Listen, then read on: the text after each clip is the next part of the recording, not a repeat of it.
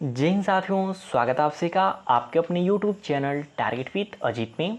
तो साथियों, जैसा कि आप सब लोग को पता होगा कि 2 दिन पहले जब एएनएम 5272 वैकेंसी का डीबी रिजल्ट आउट हुआ था, तो बहुत सी छात्राएं परेशान थी और बार बार पूछ रही थी कि सर अब इसका डॉक्यूमेंट वेरिफिकेशन कब से स्टार्ट होगा। तो हमने बताया था कि सितंबर माह में इसका डॉक्यूमेंट वेरिफिकेशन करा लिया जाएगा। और फाइनली आप सब लोग को पता है, कल एएनएम 5272 वैकेंसी का ऑनलाइन डॉक्यूमेंट वेरिफिकेशन के नोटिस जो कि जारी कर दिया गया है। और यूपी युनिवर्सिटी आयोग की ऑनलाइन डॉक्यूमेंट वेरिफिकेशन की यह एक पहली वैकेंसी है जिसका डॉक्यूमेंट वेरिफिकेशन मात्र 14 दिनों में कंप्लीट करा लिया जाएगा। इससे पहले जितनी भी ऑनलाइन डीबी हुई हैं उसका डॉक्यूमेंट वेरिफिकेशन लगभग 1 माह तक चला ही चला है। तो कहीं ना कहीं अब एएनएम 5272 वैकेंसी काफ़ी फास्ट मोड में आ गई है और बहुत ही जल्द इसका आप लोग को फाइनल भी देखने को मिल जाएगा। तो साथियों, स्टार्टिंग में ही बता दे रहे हैं, आज की ये वीडियो काफ़ी लंबी होने वाली है क्योंकि इसमें जो डॉक्यूमेंट वेरिफिकेशन का लिस्ट आया है उसके बारे में डिटेल में समझने वाले हैं कि कितने एमबी की आपका जो कि डॉक्यूमेंट लगेंगे, कितने एमबी की फ़ोटो लगेंगे, फ़ोटो कैसे होनी चाहिए और कौन कौन से डॉक्यूमेंट आपके लगने वाले हैं। और उसके बाद साथियों, वीडियो के लास्ट में हम बात करेंगे, बहुत सारी छात्राओं की कुछ कन्फ्यूजन वाले क्वेश्चन हैं जिसके बारे में डिटेल में बात करने वाले हैं और आप लोग को बताने वाले हैं कि इस ऑनलाइन डॉक्यूमेंट वेरिफिकेशन में सिर्फ 8 डॉक्यूमेंट लगने वाले हैं, इसके अलावा कोई भी डॉक्यूमेंट नहीं लगने वाला है। और आप लोग को बता दें, बहुत सारी यूट्यूब चैनल के माध्यम से बताई जा रही थी कि इसकी ऑफलाइन डीबी होगी, ये डॉक्यूमेंट ले जाने पड़ेंगे। और हम स्टार्टिंग से ही आप लोग को बता रहे हैं कि एएनएम 5272 वैकेंसी का डॉक्यूमेंट वेरिफिकेशन ऑनलाइन ही होगा। और फाइनली आप देख सकते हैं इसका ऑनलाइन डीबी की नोटिस जो कि जारी की जा चुकी है। उसके बाद बात करेंगे इसमें एफिडेविट कैसे बनवाएं, यदि कोई त्रुटि है तो एफिडेविट कैसा बनेगा, एफिडेविट कैसा होता है। उसके बाद बात करेंगे माता पिता के नाम में गलती है तो क्या होगा, और साथ में बात करेंगे कि किस प्रकार की आप गलती करेंगे तो आप इसकी भर्ती प्रक्रिया से बाहर हो जाएंगे। तो वीडियो को अंत तक जरूर देखिएगा और चैनल पे नए हैं तो चैनल को सब्सक्राइब जरूर कर लीजिएगा। तो आइए सबसे पहले समझते हैं डॉक्यूमेंट वेरिफिकेशन की नोटिस के बारे में। तो साथियों, सबसे पहले बात करें यूपी युनिवर्सिटी एएनएम 5272 वैकेंसी के ऑनलाइन डीबी की नोटिस के बारे में। तो आप देख सकते हैं 27 अगस्त 2026 यानी कि कल इसका नोटिस जो कि जारी किया जा चुका है, जिसमें काम की बात यहाँ पे है। यहाँ पे लिखा हुआ है, तदनुक्रम में प्रश्नगत विज्ञापन के अंतर्गत अर्थ अभिलेख परीक्षण हेतु शॉर्टलिस्ट समस्त अभ्यर्थियों को एतद द्वारा सूचित किया जाता है कि वे दिनांक 27/8/2026 से अपना अभिलेख अपलोड कर सकते हैं। अभिलेख अपलोड करने की अंतिम तिथि 10/9/2026 यानी कि मात्र आपको 14 दिन का समय मिला हुआ है। 14 दिन में आपको अपने सारे डॉक्यूमेंट अपलोड करने हैं। और देखिए यहाँ पे ये सभी जो कि रूल दिया गया है जिसके बारे में एक एक करके हम डिटेल में बात करने वाले हैं। तो अगर आप इस वीडियो को कंप्लीट देख लेते हैं तो आपको ऑनलाइन डॉक्यूमेंट वेरिफिकेशन में किसी प्रकार की समस्या नहीं आने वाली है। तो सबसे पहला पॉइंट ये है कि अनिवार्य अर्हता एवं आरक्षण आदि से संबंधित समस्त प्रमाण पत्र तथा अन्य अपेक्षित सुसंगत अभिलेख केवल आयोग की आधिकारिक वेबसाइट निर्धारित पोर्टल, ये पोर्टल का नाम दिया गया है, कि माध्यम से ही अपलोड किए जाएंगे। किसी अन्य माध्यम जैसे आप ईमेल से भेजते हैं, डाक से भेजते हैं या फिर ऑफलाइन जाते हैं तो उस पर जो कि स्वीकार नहीं किया जाएगा। यानी कि जो भी आपके आरक्षण जैसे आपका जाति प्रमाण पत्र है, निवास प्रमाण पत्र है, ईडब्ल्यूएस है, वो सभी जो कि ऑनलाइन जो कि अपलोड होने वाले हैं। और दूसरा पॉइंट इसका ये कहता है कि अभिलेख अपलोड करने का लिंक केवल निर्धारित तिथि समय अवधि तक ही सक्रिय रहेगा। यानी कि जब तक जो कि स्टार्ट होने वाला है और जो लास्ट डेट है उसी समय तक एक्टिव होगा, उसके बाद से एक्टिव नहीं रहेगा। निर्धारित अवधि समाप्त होने के पश्चात लिंक स्वतः ही निष्क्रिय हो जाएगा। अभिलेख अपलोड करने हेतु निर्धारित अंतिम तिथि के पश्चात अभ्यर्थी किसी प्रकार के माध्यम से प्रेषित किए गए अभिलेख स्वीकार नहीं होंगे। अभिलेख अपलोड न करने वाले अभ्यर्थी चयन पर विचार नहीं किया जाएगा। यानी कि अगर आप निर्धारित समय पर अपने डॉक्यूमेंट अपलोड नहीं करते हैं तो बाद में आपका जो कि डॉक्यूमेंट एक्सेप्ट नहीं किया जाएगा। आप ऑफलाइन जाइए या फिर ऑनलाइन जाइए। तीसरा पॉइंट इसका ये है कि लॉगिन करने हेतु अभ्यर्थी प्रश्नगत विज्ञापन के सापेक्ष प्राप्त पंजीकरण संख्या प्रविष्ट करें। तत्पश्चात पंजीकृत मोबाइल नंबर, ईमेल आईडी पर एक ओटीपी प्राप्त होगा। यानी कि आप जो कि अपना रजिस्ट्रेशन संख्या डालेंगे, उसमें जो आपका मोबाइल नंबर रजिस्टर्ड होगा उस पर जो कि ओटीपी आएगी और आपका वो मोबाइल नंबर या फिर ईमेल यदि एक्टिव नहीं है तो आप इस भर्ती प्रक्रिया से वैसे ही बाहर हो जाएंगे। यानी कि जो मोबाइल नंबर आपका रजिस्टर्ड है और ईमेल आईडी रजिस्टर्ड है, दोनों में से किसी एक का होना बहुत ही जरूरी है। और ये भी आप देखिए बात लिखा हुआ है कि ओटीपी प्रविष्ट करने के उपरांत अभ्यर्थी लॉगिन कर सकेंगे। जो भी ओटीपी मिलेगी उससे आप लॉगिन कर सकेंगे और जो ओटीपी की सुरक्षा होगी वो आपकी जिम्मेदारी होगी। अगर कोई दूसरा पा जाता है तो वो जो कि फॉर्म में एडिट भी कर सकता है। इसका चौथा पॉइंट ये है कि अभ्यर्थी को नवीनतम रंगीन कलर फोटो अपलोड करनी होगी। चेहरे पर अत्यधिक चमक या फिर छाया नहीं होनी चाहिए, यानी कि फ़ोटो आप खिंचवा रहे हैं तो ज़्यादा चमक या फिर छाया नहीं होनी चाहिए। और फ़ोटो कम से कम 75% हिस्से में आपका चेहरा होना चाहिए, यानी कि ये जो पासपोर्ट साइज होता है इसमें जो कि ये 75% जो कि आपका फेस होना चाहिए, बाकी शरीर जो कि सिर्फ 25% होनी चाहिए। फ़ोटो के बैकग्राउंड हल्का सफ़ेद हल्का ग्रे होना चाहिए। फ़ोटो में कोई दूसरा व्यक्ति जानवर या वस्तु दिखाई नहीं देना चाहिए, यानी कि आप स्टूडियो में जा कर के ही ये फ़ोटो आप क्लिक करवाइएगा, ऐसा नहीं कि कहीं बाहर जाके क्लिक करवा दें। अभ्यर्थी पारदर्शी चश्मा पहन सकते हैं, यानी कि अगर आप जो कि चश्मा पहनते हैं तो आप जो कि ट्रांसपेरेंट वाला चश्मा पहन सकते हैं, ब्लैक या फिर मॉडल वाला चश्मा नहीं पहन सकते हैं। लेकिन आंखें स्पष्ट दिखाई देनी चाहिए, यानी कि ट्रांसपेरेंट चश्मा है तभी आपका आंखें स्पष्ट रूप से दिखाई देंगी। आंखें खुली और सीधी कैमरे की ओर देखती हुई होनी चाहिए। फ़ोटो का साइज़ 50 केबी से लेकर के 100 केबी के बीच जेपीईजी फॉर्मेट में होना चाहिए, यानी कि जो भी आपका पासपोर्ट साइज फ़ोटो है उसका जो आकार है 50 केबी से लेकर के 100 केबी होना चाहिए। इसका पाँचवा पॉइंट है कि विज्ञापन के अंतर्गत आवेदित पद हेतु निर्धारित अर्हता के सापेक्ष अभिलेख अपलोड करने हेतु निर्धारित अंतिम तिथि तक अभ्यर्थी अपने समस्त प्रासंगिक वांछित अभिलेख अनिवार्य रूप से वेब पोर्टल पर अपलोडित करने होंगे। अभ्यर्थी द्वारा प्रश्नगत विज्ञापन के अंतर्गत अर्हता अभिलेख परीक्षण हेतु अभिलेख अपलोड करने की अंतिम तिथि तक अपलोड किए गए डॉक्यूमेंट को देख सकते हैं और अपलोड किए गए डॉक्यूमेंट में मॉडिफाई कर सकते हैं, यानी कि जो स्टार्टिंग डेट है और लास्ट डेट है उसके बीच में आप अपने डॉक्यूमेंट को जितनी बार चाहे उतनी बार लॉगिन करके मॉडिफाई कर सकते हैं और जो कि उसको देख सकते हैं। उसके बाद बात करें पॉइंट नंबर 6 की।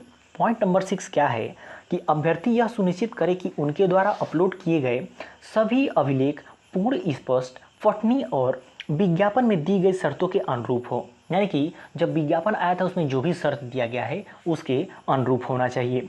यदि अपलोड किए गए अभिलेख अपूर्ण अस्पष्ट अपठनीय या विज्ञापन शर्तों के अनुरूप नहीं पाए जाते हैं तो संबंधित अर्हता आरक्षण का दावा अस्वीकार किया जा सकता है और अभ्यर्थी अनर्हत घोषित किया जा सकता है। यानी कि जो भी नोटिस आया था उसमें जो भी पॉइंट उसमें लिखा गया है आरक्षण संबंधी वही आपको यहाँ पे करना होगा, नहीं तो आपको अयोग्य घोषित कर दिया जाएगा। सातवां पॉइंट इंपॉर्टेंट है कि यदि किसी अर्हता के सापेक्ष अंक पत्र या प्रमाण पत्र पृथक पृथक हैं तो अंक पत्र एवं प्रमाण पत्र को एक साथ स्कैन करके पीडीएफ फाइल के रूप में अपलोड करना होगा। जैसे आप लोग को पता होगा कि पुराना जो इंटर किए हैं उनको एक जो कि मार्कशीट मिलता था और एक जो कि सर्टिफिकेट मिलता था, तो ऐसा किसी का डॉक्यूमेंट है तो उसको एक पीडीएफ में बना देना है। ये बात कई बार आप लोग को हम समझा चुके हैं। उसके बाद बात करें जो अभ्यर्थी यह सुनिश्चित करें कि पीडीएफ फाइल का जो न्यूनतम आकार है 200 केबी तथा अधिकतम 2 MB से अधिक नहीं होना चाहिए, यानी कि जो भी आप पीडीएफ बनाएंगे वो 200 केबी से लेकर के 2 MB से अधिक नहीं होना चाहिए। आठवां पॉइंट ये है अभ्यर्थी यह सुनिश्चित कर लें कि ऑनलाइन आवेदन के समय प्रविष्ट विवरण जैसे नाम, पिता का नाम, जन्मतिथि, शैक्षणिक विवरण आदि तथा अपलोड किए गए अभिलेख में अंकित विवरण में समानता हो। उक्त प्रविष्टियों एवं अपलोड किए गए अभिलेख में अंकित विवरण में भिन्नता की स्थिति में सुस्पष्ट एवं संतोषजनक स्पष्टीकरण अपलोड करना होगा। इसका मतलब ये है कि आपका कोई भी यदि विभिन्नता पाई जाती है तो आप वहाँ पे एफिडेविट अपलोड कर सकते हैं। संबंध में आयोग का निर्णय अंतिम एवं बाध्यकारी होगा। अगर आप एफिडेविट लगाते हैं तो उसके लिए आयोग का निर्णय जो कि अंतिम एवं सर्वमान्य होगा। लेकिन अगर आपके डॉक्यूमेंट में कोई त्रुटि है और आप एफिडेविट लगा देते हैं तो आयोग जो कि एक्सेप्ट कर लेता है। उसके बाद 9वें पॉइंट की हम बात करें अपलोड किए गए अभिलेखों की सत्यता, वैधता तथा प्रामाणिकता और पूर्ण दायित्व अभ्यर्थी का होगा।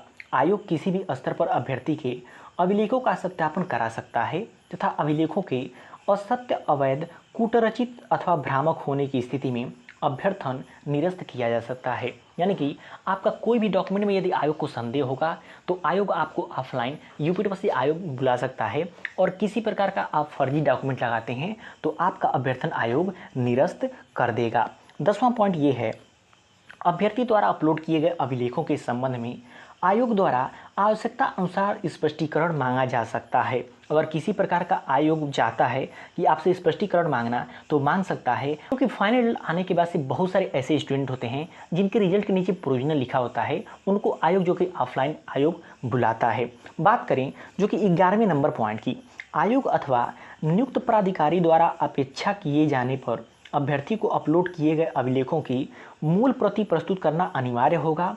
अभिलेखों की मूल प्रति प्रस्तुत न करने पर चयन के किसी भी स्तर पर अभ्यर्थी का अभ्यर्थन निरस्त किया जा सकता है, यानी कि आयोग चाहे तो आपका ऑफलाइन डॉक्यूमेंट ले सकता है।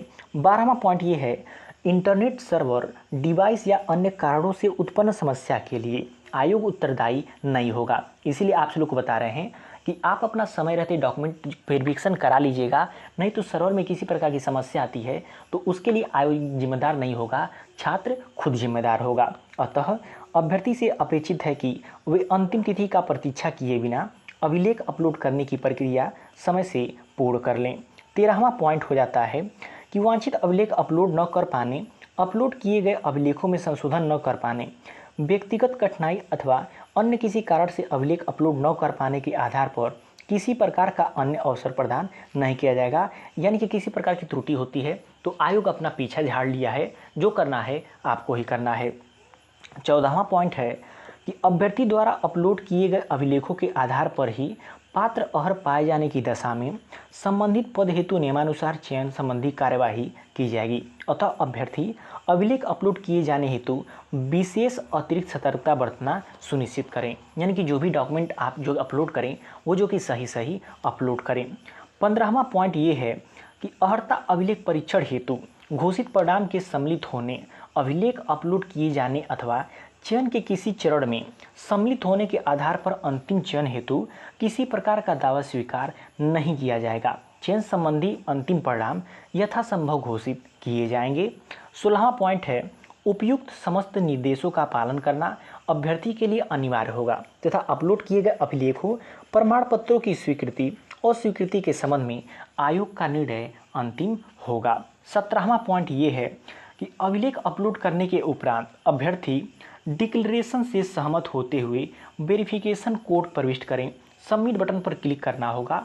सबमिट बटन क्लिक करने के उपरांत ही अभिलेख अपलोड करना संबंधी प्रक्रिया पूर्ण होगी।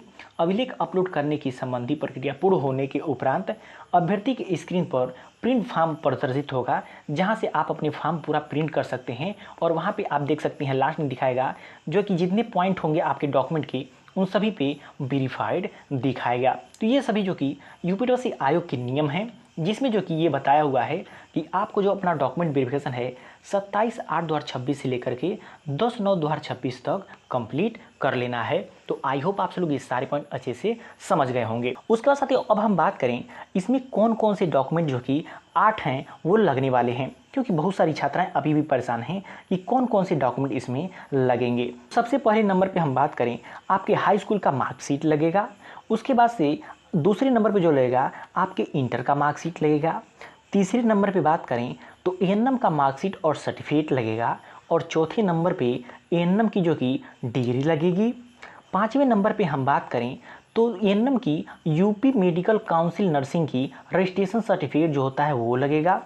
छठवें नंबर पे जो संविदा कर्मी हैं उनका जो कि संविदा प्रमाण पत्र लगेगा। उसके बाद सातवें नंबर पे बात करें तो आप लोग का निवास प्रमाण पत्र लगेगा और निवास प्रमाण पत्र आप लोग को बता दें जो अनरिजर्व कैटेगरी में छात्रा हैं उनके निवास प्रमाण पत्र का ऑप्शन नहीं आएगा, तो वहाँ पे उनको घबराने की ज़रूरत नहीं है। उसके बाद बात करें 8वें नंबर पे, तो देखिए 8वें नंबर की डॉक्यूमेंट की बात करें तो सबसे पहले आता है ईडब्ल्यूएस, जो कि 1 अप्रैल 2024 से लेकर के जब लास्ट डेट फॉर्म भरा है उस समय तक होना चाहिए। उसके बाद बात करें हम ओबीसी, एससी, एसटी सर्टिफिकेट की, तो देखिए जब आपने फॉर्म भरा था तब का ये होगा तो बहुत ही बेहतर है, नहीं तो आपके पास न्यू है तो आप न्यू भी लगा सकते हैं। वैसे ऑफलाइन डॉक्यूमेंट वेरिफिकेशन में लास्ट 6 मंथ का लिया जाता था और आपके पास नया पुराना दोनों है तो दोनों एक साथ आप पीडीएफ बना करके अपलोड कर सकते हैं, कोई भी समस्या नहीं आएगी। और 9वें नंबर पे जो आ जाता है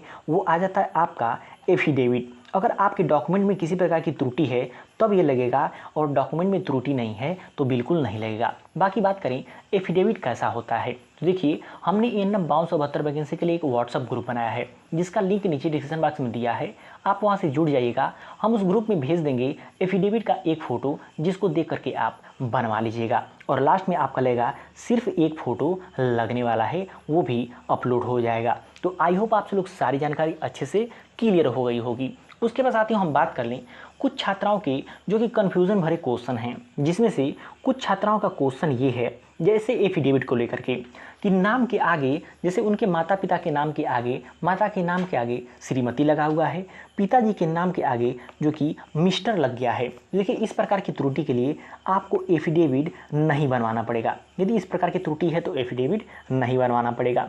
दूसरा पॉइंट ये है, जैसे माता पिता के नाम में यदि किसी प्रकार का स्पेस है, इंग्लिश में स्पेस है, स्पेस नहीं है, तो उसके लिए एफिडेविट की ज़रूरत नहीं पड़ेगी। तीसरा जो सवाल रहता है ये है कि जो कि आधार कार्ड में गलती है तो उसके लिए क्या करें, क्या आधार कार्ड जो कि सुधार करवाएं। तो आप सब लोग को बहुत बार बता चुके हैं कि आधार कार्ड इसमें नहीं लगने वाला है, जो आपको बताया है वो कभी ऑनलाइन डीबी कराया ही नहीं है। चौथे पॉइंट पर बात करें, फॉर्म भरते समय किसी प्रकार की त्रुटि है तो क्या छात्राएं बाहर हो जाएंगी, तो ऐसा बिल्कुल नहीं होने वाला है।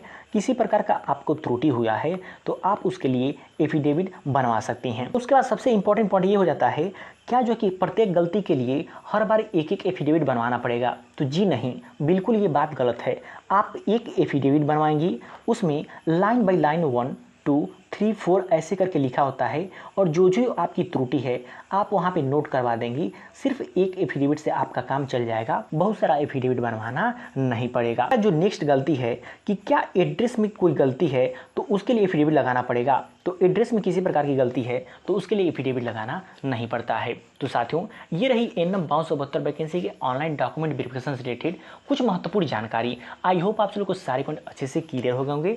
किसी प्रकार का आपको कन्फ्यूजन होता है तो आप कमेंट बॉक्स में कमेंट करके जरूर पूछ लीजिएगा, आपको रिप्लाई वहीं पे दे दिया जाएगा।